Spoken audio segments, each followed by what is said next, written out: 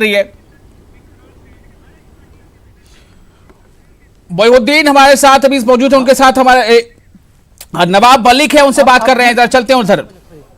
जी मोइनुद्दीन जी,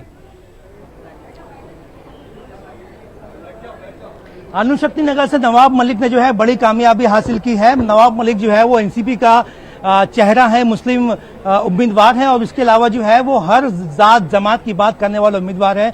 बड़ी कामयाबी मिली है नवाब मलिक को। अणुशक्ति नगर से एनसीपी तर्जुमान है, आपने हमेशा इनको टीवी पे डिबेट करते देखा होगा। आज ये जो है वो फतेहयाब हो चुके हैं, बहुत मुबारकबाद आपको। जी शुक्रिया। अच्छा, नवाब मलिक जो है वो एक बड़ा पॉलिटिकल चेहरा माना जाता था, लेकिन पिछले इलेक्शन में उसको हार का सामना करना पड़ा। 5 साल आप असेंबली से गायब रहे, तो क्या आपको इसका दुख है? पिछले बार हम 1007 वोटों से हारे थे, लेकिन लगातार चाहे असेंबली में नहीं रहे हों, लेकिन महाराष्ट्र के आवाम के मसले को उठाते रहे। निश्चित रूप से अणुशक्ति नगर के लोगों को कहीं ना कहीं एक ऐसा लग रहा था कि हमारे बीच से कोई आदमी नहीं रहा।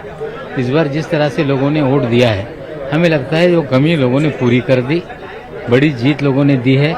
और मैं सबसे पहले तमाम वोटर्स का शुक्रिया अदा करता हूँ और साथ ही साथ में कार्यकर्ता जो दिन रात मेहनत करके मुझे जीत हासिल कराने में अहम रोल जिसने अदा किया, उनका भी मैं शुक्रिया अदा करता हूँ और लोगों को वादा करता हूँ कि जिस उम्मीद से मुझे चुना है उनकी उम्मीदों पे पूरा उतरने का काम। नवाब मलिक साहब, एक बहुत ही अहम सवाल आपसे यह है कि फडणवीस साहब ने कहा था कि अपोजिशन में जो है वो वंचित आघाड़ी बैठेगी, लेकिन जो है वो पूरा मंजरनामा कुछ और ही दिखाई दे रहा है। देखिए, लोगों को गुमराह करने का काम सिर्फ देवेंद्र जी नहीं, मोदी जी भी कर रहे थे कि महाराष्ट्र में अपोजिशन है ही नहीं। हमें लगता है कि 140 से सिमट कर 100 सीटों के करीब क्यों हो गए, इसका जवाब देना पड़ेगा।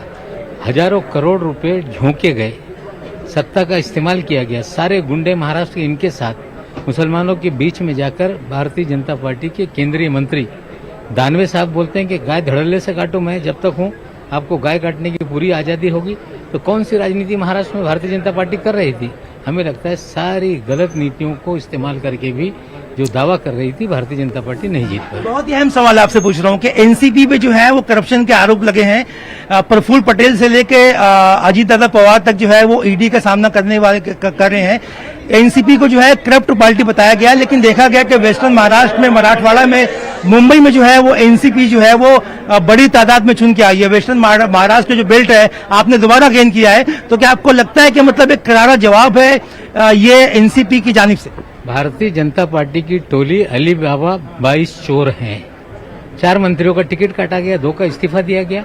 सारे चोर मंत्री थे। भारतीय जनता पार्टी में चोरों की भरमार है और आने वाले दिनों में सारे लोगों का भंडा फोड़ करेंगे। हम पे आरोप लगाया, लेकिन एक भी आरोप सिद्ध नहीं कर पाए।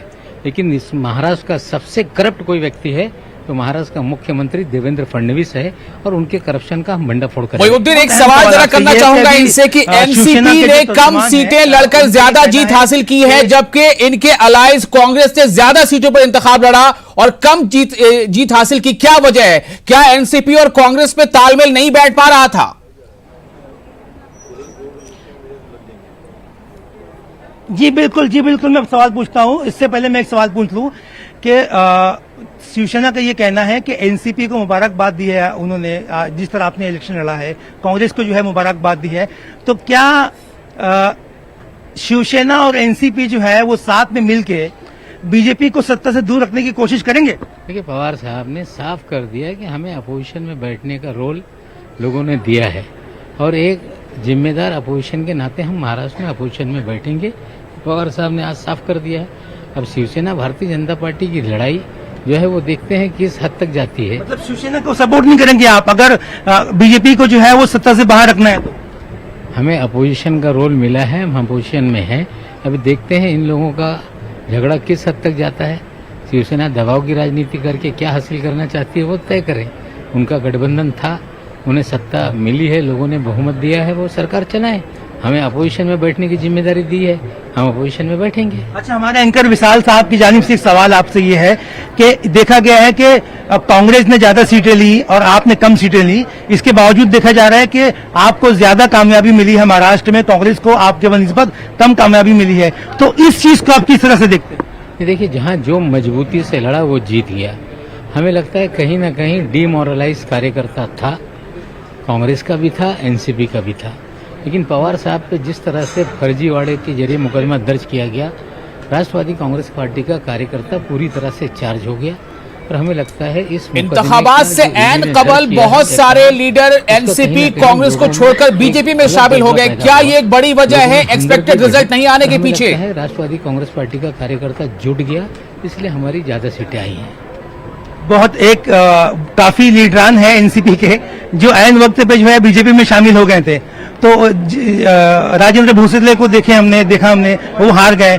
तो क्या आपको लगता है कि अगर वो शिफ्टिंग नहीं होती तो एनसीपी की बड़ी कामयाबी हो पाती? देखिए, तोड़ फोड़ से कहीं ना कहीं सरकार बच गई है।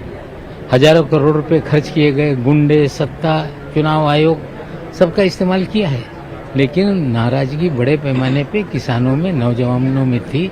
बेरोजगारी बड़ा मसला है, आर्थिक मंदी बड़ा मसला है। हमें लगता है जिस तरह से तोड़ जोड़ किया गया, तोड़ फोड़ किया गया, सरकार बच गई है।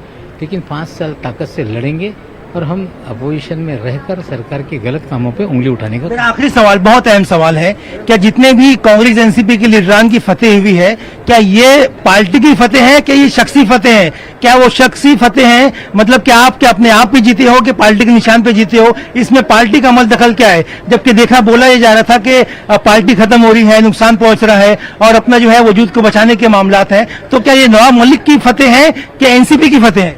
ये पार्टी की जीत है, गठबंधन की जीत है। जिन लोगों के दिमाग में भूत चढ़ा था उनकी अपनी जीत है।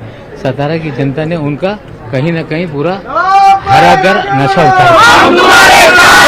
नवाब मलिक जो है पूरे जोश खरोश के साथ अपने कार्यकर्ताओं के साथ जश्न के माहौल में डूबे हुए हैं और बड़ी फतेह यहाँ पर नसीब हुई है नवाब मलिक को।